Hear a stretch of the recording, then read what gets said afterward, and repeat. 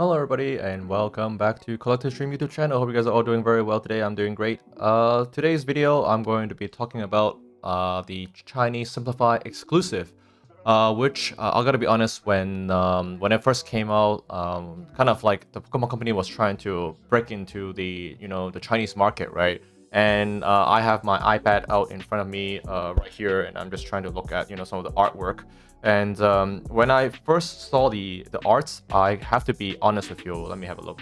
I wasn't very impressed and used to seeing this sort of very different art style compared to what we have been seeing. But I have to say, nowadays, with the subsequent sets now, they are really starting to get my attention.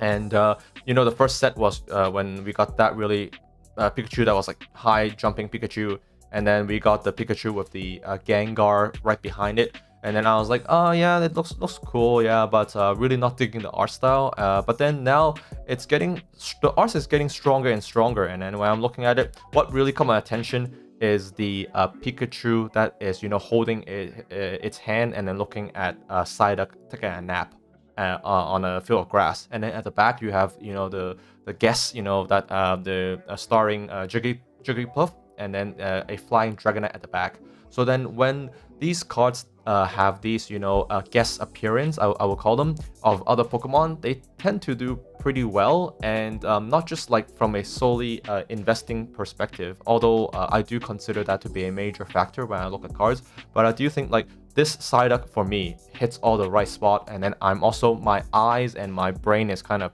tuned to this kind of art style now. I don't know if it's I'll do a bit more double check to see if they are all from the same artist. But even if they're not from the same artist, they are okay. The Gengar and the Pikachu, the Gengar one, it is the same artist. And just let me do a quick take on all of them while I go. Okay, they're all from the Oswaldo Kato, yeah, from the same artist. So I can see his style and his artistic direction now. So I'm really getting fond of these cards. And if you look on PSA 10, I mean, if you look at the PSA 10 price on eBay, they are actually tracking up. And I think if it's me right now, I will start to look into collecting a set of these in PSA 10, which is something that is on my to-do list now, amongst other things I want to collect in the hobby, and in also things to do in life, as I still also have bills to pay and a mouth to feed, right? So, joking aside, I do think the Chinese market is getting to the point where a collector that is accustomed to English boxes, such as Evolving Skies, and also collecting a collector that is traditionally only collecting Japanese, is hard to ignore now. It's to the point where we need to pay attention to all the banger arts that are coming out for the Chinese exclusive markets, because the Pokemon Company is not doing things, they're not joking around. They are throwing the kitchen sink into the market because they want the market share. And if you do any sort of Reddit reading or any sort of market research, you will see that now the year on year increase in the collecting hobby in China, it's insane. And in Japan, Pokemon Company, they know, the franchise knows that this is a very much an untapped market with billions and billions of dollars, that is up for grabs. So that's why they are pouring heavily into these art styles. They're pouring heavily into the Pokemon TCG pocket game to push it into other markets to develop it, right? So what better way to develop the market by putting in these exclusive arts, like the Mew. This one I have the Chinese Simplified Mew. That one I think, correct me if I'm wrong, but I think it's like limited to 2,000 cards, which makes it extremely low count. And then it's also only regional specific to China, right? So all these things, they're not by mistake. They're intended to hype up and prop up the market, to create a hype and a bit of FOMO, right? So I think now it's kind of like we're at this point where you should be starting to add some Chinese products and cards into your collection. Having said that, let's take a look at this beautiful 5th year anniversary. This is not simplified. This is traditional Chinese not limited, but it's like mass printed, I would say. But then it does come with a promo card, which is the Pikachu here, amongst other things like a keychain, the box sleeve box, the box itself. You can open it and store your bulk inside, and then it also have one box of traditional Chinese surging sparks, and then the sleeves. Yeah, but we all know. Oh, and then it also have a kind of like these fan. I don't even know how to call this. But then it has like a recap of all the good cards and worthy cards throughout the Sword and Shield era.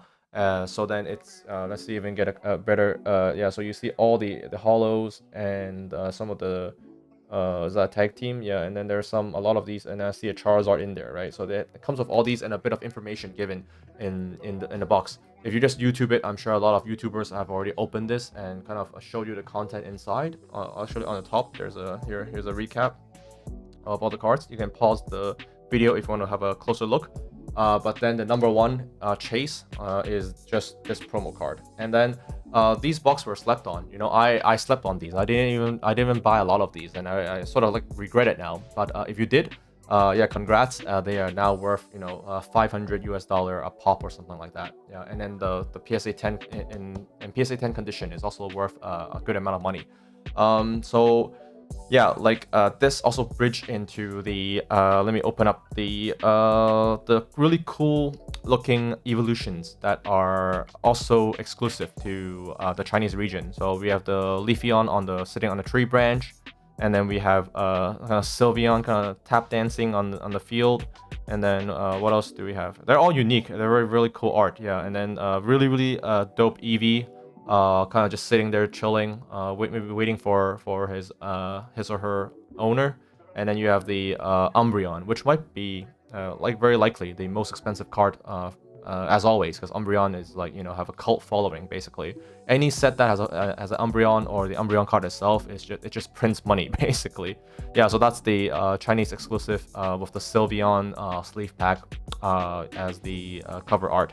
So this one it's launching available soon, and with so many products launching now, I think I need to allocate some budget to start collecting the Chinese side of things. Yeah, so and I also think I saw on Instagram there is like a Ditto Lapras and Pikachu card that is like a Korean exclusive, and then that thing is just hilarious. And yeah, I also love to get my hands on that one as well. So there's all these exclusive language cards that's popping up in different regions right now, and it's sort of like the Pokemon company is like sprinkling on art. It's like, oh yeah, I want to sprinkle some on in Korea. I'm gonna drop a bucket load of cool arts into the Chinese market to drive up the demand and popularity.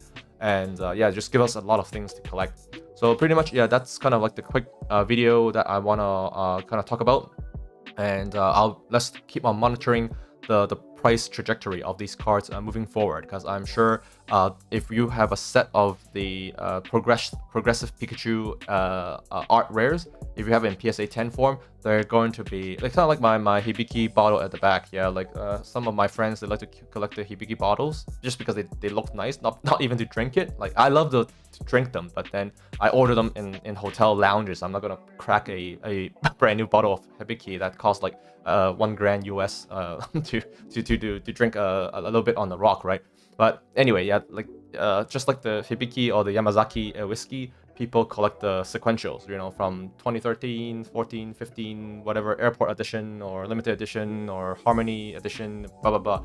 People love to collect these things, and when you start collecting the Chinese art rare now from the very beginning, right now you have maybe 4 or 5 PSA 10s you need to acquire, and slowly but surely as you acquire them, they are going to go up in value because people chase, the nostalgia. People chase what they cannot have, and people chase low population, scarcity, and all that kind of stuff. So yeah, that's why I'm making this video. If you want to, not financial advice, but that is what I'm doing, and I'm sharing the art, I'm sharing the hobby and the passion. So if you guys enjoy the video, comment, let me know what you guys think about the Chinese, boom. in terms of the Pokemon cards? And are you guys getting in, or are you guys gonna stay and watch and just gonna observe? And I guess one of the closing comments is I did try to rip one box of the 151 Simplified Chinese, and I hit nothing. I hit like my hit from that box was the Wigglytuff, like just a Wigglytuff SR or something like that.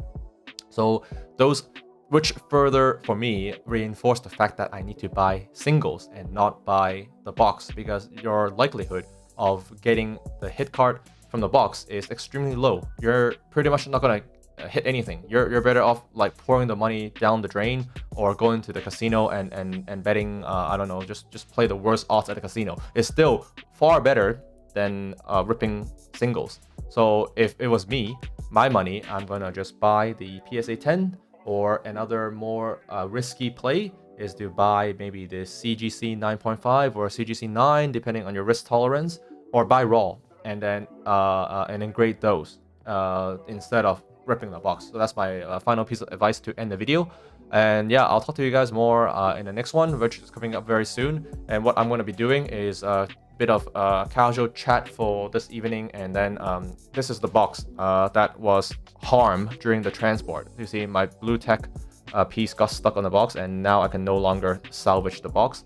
I could sell it for a fraction of the cost, but instead I'm going to be ripping this in the next video just for content and just for some fun, because my internet is still down and I need to do something tonight. So I'll be ripping this and in the next video. So click here, click wherever the link is, and then I'll see you in the next one. Cheers.